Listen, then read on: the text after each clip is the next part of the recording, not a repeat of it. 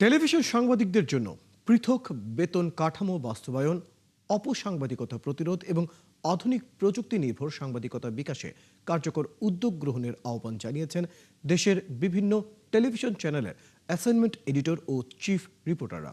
শনিবার দুপুরে রাজধানীর সেগুনবাগিচায় ডিআরইউতে এক অনুষ্ঠানে বক্তারা বলেন, সাংবাদিকদের অধিকার ও মর্যাদার রক্ষায় ঢাকা রিপোর্টার্স ইউনিটিকে আরও সক্রিয় ও কার্যকর ভূমিকা পালন করতে হবে।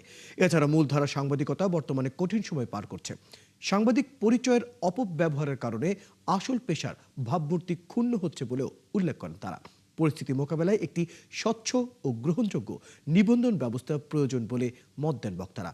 একই সাথে গণমাধ্যম প্রতিষ্ঠানের আর্থিক সক্ষমতা যাচাই করে লাইসেন্স প্রদান, নির্ধারিত বেতন কাঠামো প্রণয়ন এবং সময়মতো বেতন প্রদানের বিষয়েও গুরুত্বারোপ করা হয়।